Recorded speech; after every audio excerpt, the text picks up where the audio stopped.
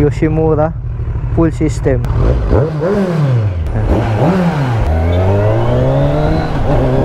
Kurot sa puso ko, meron kami titingnan na big bike para sa akin, Ninja 1000. Wow! Ito din, sa'yo na itong luma kong helmet. Yun lang mabibigay ko sa'yo. Ano, gusto mo ba yung motor mo din? Testing bukas yan, testing. Yun. So, yan yung motor ni Daddy. Magandang araw, this is Bad Rider PH. Kasama natin ngayon si Paul, ayan, nasa likod. Pupunta kami ngayon sa may Southwoods. Meron kami titingnan na big bike para sa akin. Hindi, joke lang. Para sa kanya. Gusto na niyong mag-upgrade, diba? Stig, ang napili niya ay ang Ninja 1000. Kahit ako, yun din ang gusto ko eh.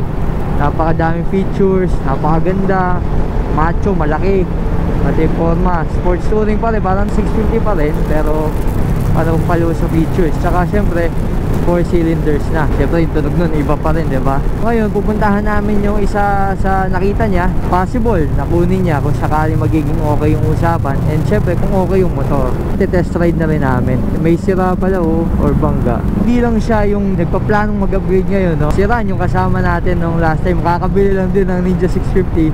Naibenta na niya agad yung motor. Nakakatuwa, ang bilis niya mag-upgrade, pero may kurot sa puso ko.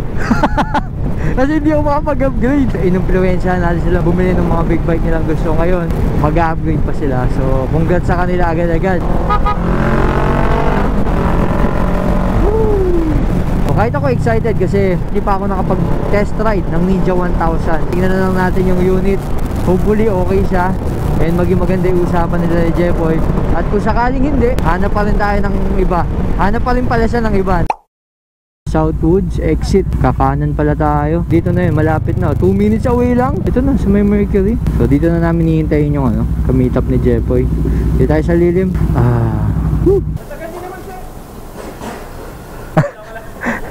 Mga taga Ninja South po kayo?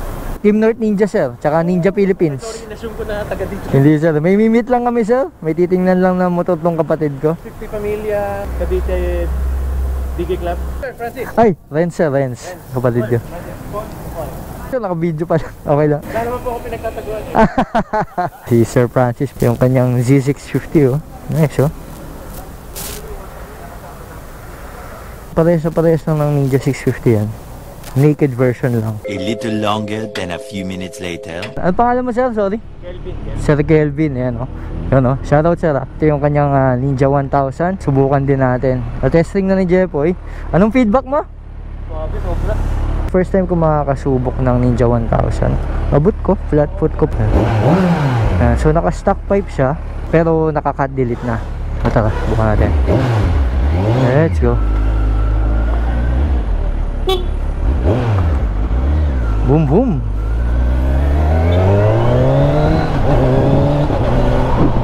Sarap. Sobrang suwabe. May auto shift, auto blip. Parang may pagka Z1 din pala yung yung pakiramdam. Parang ang lapit lang din sa akin ng manibela.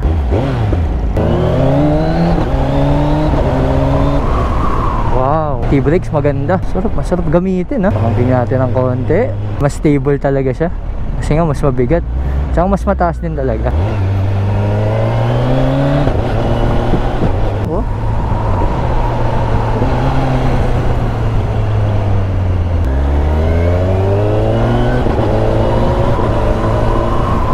Quick shifter, nice, sarap. Hindi lang natin masusubukan yung cruise control niya, ZH2. Ay, H2 pala. Stig oh.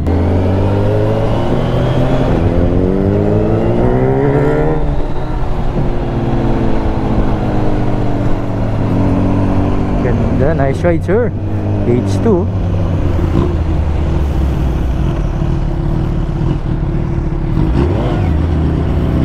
Ride safe sir, ride safe.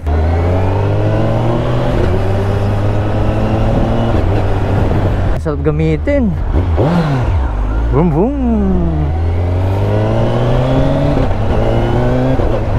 Pati handling oh. Ang gaan niya pag nananakbo. Siyempre may kabigatan siya, no? Di hamak compared sa aming Ninja 650.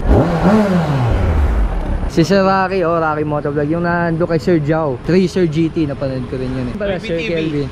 Ayan, ito yung kanyang Ninja 1000. Ititinignan namin. Sobrang solid. Sobrang ganda nitong itong bike na to. Well, syempre Ninja 1000 naman yan. Talagang maganda yan. Thank you ulit, thank you. Sir, thank you ulit ha.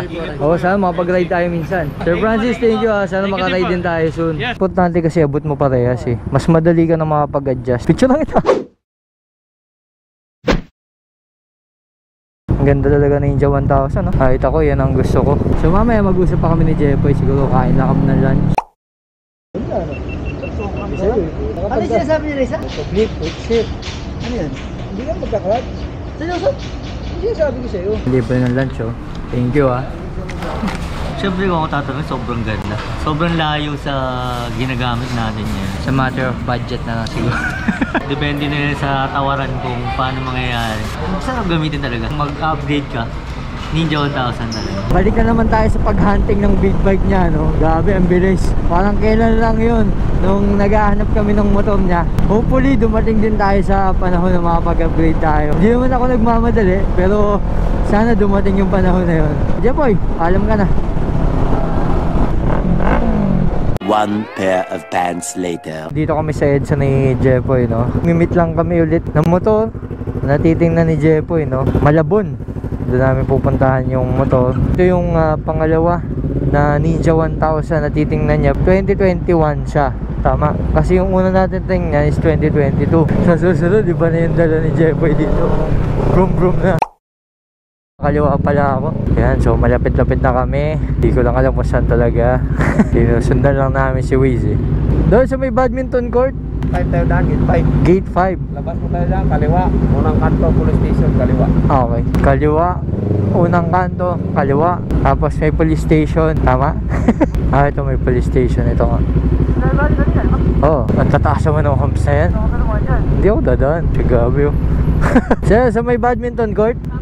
Doon na lang muna kayo. Isa kanya na lang sir. Yun, dito na kami. Araneta Village Badminton Court. So dito namin imimit yung isa pang seller. 1 minute 37 seconds later. Si Engelbert, so sa kanya itong napakagandang Ninja 1000 na to. Test ride lang din natin. Napakarami ng upgrade. Naka-riser. Wow. Yoshimura full system.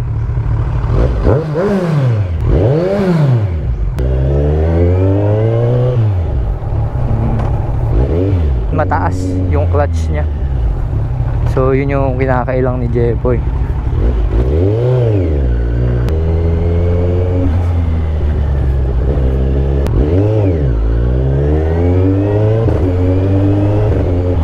Napakaswabe. Dami lang humps eh.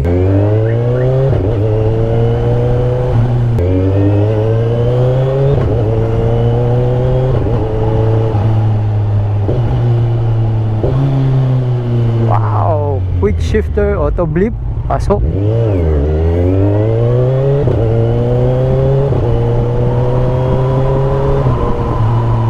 Tingnan niyo yung Odo, 2,600 lang. Saan kayo pabalik?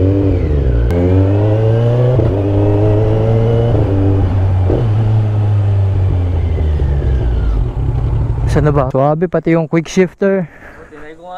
Auto blip, sobrang solid, unique talaga. Ako ngayon lang nakakita ng ganitong Ninja 1000. Yung mga setup ni Sir, malupit. Sir, maraming salamat sa pag-entertain sa kapatid ko. So hopefully, maging okay din yung usapan nyo. Jeffoy na magde-decide dyan kung maabot niya yung budget nung kaysa lumang model to, pero mas mababa yung mileage, mas maraming upgrade, pero nandiyan pa rin naman yung mga stock. Kung hindi naman siya kaduda-duda na baka, kasi syempre alam naman natin pag may pinalitan baka nabangga, nagasgas or what, diba? So i-update ko kayo kung ano yung mapapag-desisyonan niya, kung titingin pa ba siya ng ibang motor. Parehas namang maganda, parehas na merong pros and cons. Wala ka namang itatapon sa matter of na lang, no? Preference and budget. Well, hindi mo na ako dapat mamblema no, kasi hindi mo na ako yung bibili. That's it. This is Bad Rider PH. Bye bye.